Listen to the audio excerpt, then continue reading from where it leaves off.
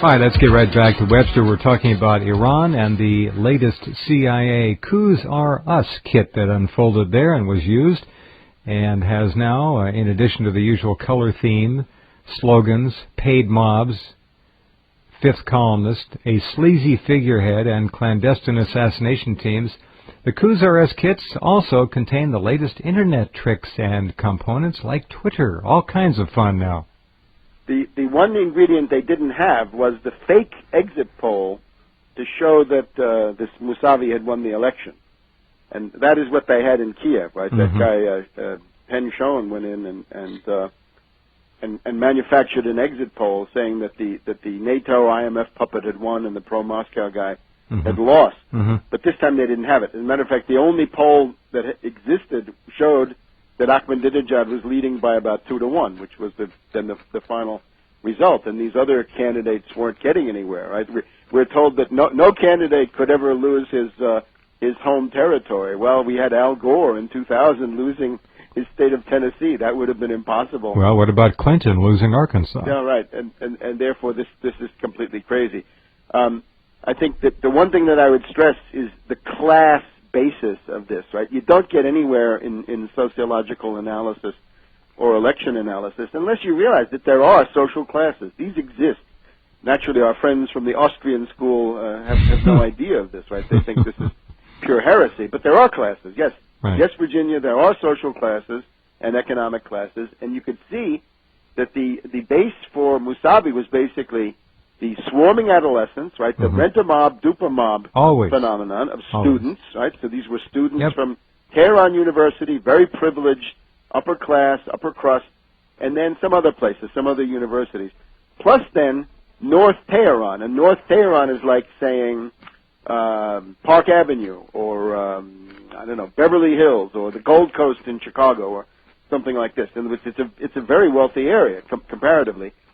And you could see also that there was a large desperate housewives contingent who were somehow fascinated with Mousavi's wife, who had some academic career going. Right? So they thought that she was going to personify. Very good. She wore a flower embroidered chador, right, instead of just a black one. So this was obviously a big thing for some stepping out. Some women. And then of course, various dupes are drawn in, right? Sort of floating, rudderless individuals are then drawn in. They're the shock troops, yeah. I think it's a failure. Now, the entire media emphasis was, what is Obama saying? What Obama is saying means absolutely nothing.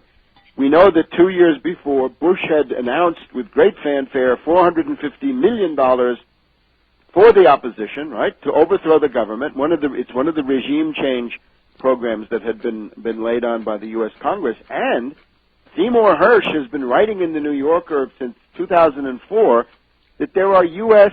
Sabotage and terror teams, special forces, CIA, whatever they are, on the ground inside, and they're fomenting the Kurds, the Arabs, the Azeris, the Baluchis, the Pashtuns, all the main non-Iranian, non-Persian nationalities with these liberation movements, and in particular the Akhvaz one. We've talked about this before. This Arabistan or Akhvaz, the coast of the Gulf, where you have the Abadan refinery, the Karg Island tanker terminal, and the main oil fields.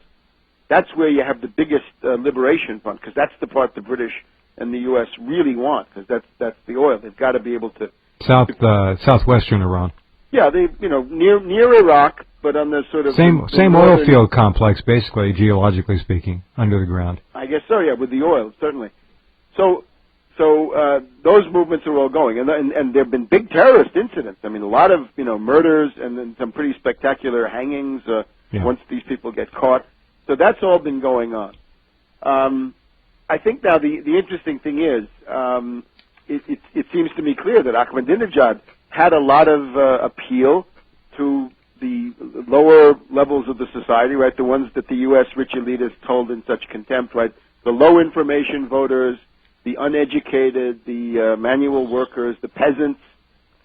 It's a little bit like, Paris at different times in various French revolutions. Paris is revolutionary, but the rest of the country is counter-revolutionary. And I think that's, if you want to look at it that way, that's what you had in Iran. That the rural peasant and the rural worker or shopkeeper or small cities, they had no interest in this guy. The guy's program was essentially privatization, globalization, and then what he called internet freedom. Well, that internet freedom is wonderful, but a lot of these people don't even have a phone.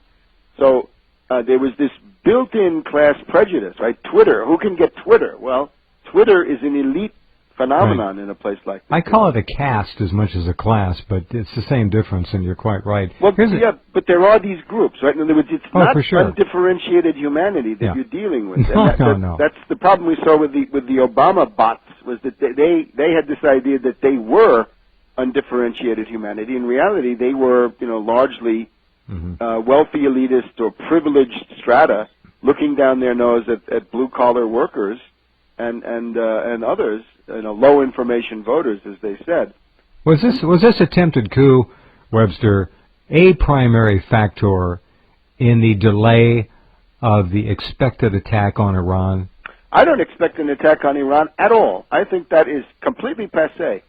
And I think that has been off the table from the U.S. point of view since December of 2007, when the faction fight ended and Brzezinski and Soros and Nye won. And they said, there's no Iranian nuclear program, so it's not going to happen. Cheney obviously had tried during 2007, above all with the rogue B-52, but he failed. So there will be no attack on Iran. The attack is on Pakistan, and it's going on every day. Very good. And the Israelis have been told repeatedly, don't do it, and I don't think they'll do it. I think they're going to fall into line. When we come back, I would like to get your comment on Joe Biden's comments that Israel's business is Israel's business in terms of an attack on Iran. The Saudis turning on, allegedly, their airspace in a green light configuration for the Israelis, should they want it. And then both parties, or at least both governments of both parties, doing a backpedal on that and reversing. So we'll talk about that and much more in just a couple of minutes with Webster Tarpley as we roll along on this Monday, almost the middle of July already.